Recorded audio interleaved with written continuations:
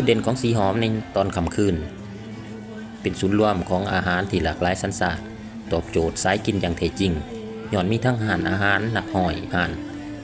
อาหารพื้นบ้านลาวแซ่บๆอาหารไทยปิ้งย่างอาหารมาลาอาหารเวียดนามจนถึงอาหารตะวันตกที่คัดสรรเอาวัตถุดิบสดๆใหม่ๆมาให้เลือกชิมบรรยากาศถือว่ามีความคึกคืนและก็มีชีวิตชีวาโดยการเป็นทำเลที่ดีที่สุดในท้องถิ่นชาวต่างประเทศและนักท่องเที่ยวได้มาเต่าร่วมกันเฮ็ดให้บรรยากาศเต็มไปด้วยการมีชีวิตชีวาความม่วนซื่นและเหมาะแก่กันผ่อนคลายในยามแล้งสีหอมเป็นหนึ่งในเขตเก่าแก่ที่มีเสน่ห์เฉพาะตัว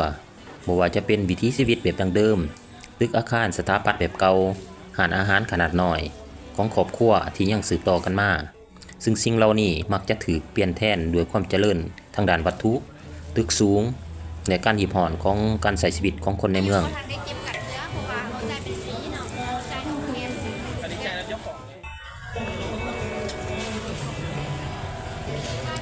แต่ในขณะเดียวกันความเงียบของการพัฒนาก็มักผสมผสานและป่าไว้ห้องห้อยในอดีตความทรงจำเกี่ยวกับสีหอมถึงว่าภาพทางกายภาพจะเปลี่ยนแปลงแต่เรื่องเล่าในเขตนี้ก็ยังคงอยู่ในความทรงจำของผู้คนตั้งแต่น้อยจนเติบใหญ่และผ่านมาตามกาลเวลาการอยู่ร่วมกันที่มีการผสมผสานแบบเก่าและแบบใหม่หลายสิ่งหลายอย่างของเมืองทันสมัยเริ่มก้าวเข้ามาสู่แทนที่เมืองใหญ่ๆในโลกมักเลือกที่จะรักษาจุดเด่นหรือเอกลักษณ์เก่าแก่ไว้เช่นอาคารบางหลังหรือชุมชนแบบดั้งเดิมเพื่อให้คนรุ่นหลังได้เห็นถึงรากเหง้าของตนเอง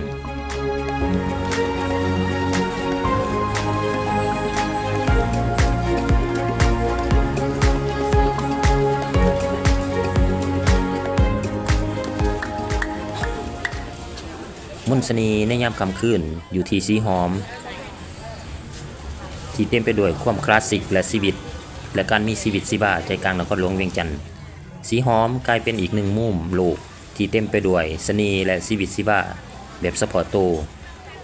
ที่พร้อมต้อนรับทุกท่านที่มาเที่ยวชม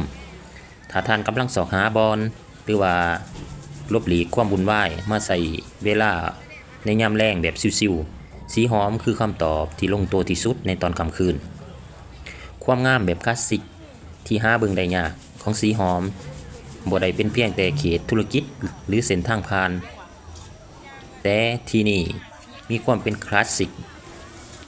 ที่ซ่อนตัวอยู่ตามตึกอาคารในรูปแบบเก่าๆผสมผสานเข้ากับวิถีชีวิตแบบดั้งเดิมของชาวเวียงจันทน์การได้ย่างลิ้นหับลมชมวิวในยามแล้งค่ำคืนของสีหอมจะเฮ็ดให้ท่านรู้สึกกลับไปย่างอยู่ในวันเวลาที่ความเรียบง่ายและความอบอุ่นที่ยังคงคล่องใจ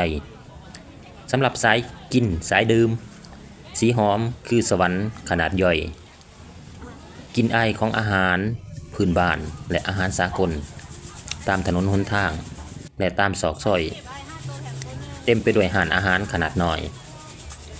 แต่ก็มีรสชาติที่ดีเลิศบ่ว่าจะเป็นอาหารแบบดั้งเดิมเป็นปิ้งอาหารทะเลที่มีกลิ่นหอมกลุ่มไปทั่วถนนห่านก้อยห่านต้มห่านแกงห่านย่ำที่มีรสชาติเป็นเอกลักษณ์หลากหลายสัญชาติว่าจะเป็นอาหารจีนอาหารญี่ปุ่นอาหารเกาหลีและอาหารตะวันตกที่เกี่ยมไว้ต้อนรับนักล่ารสชาติ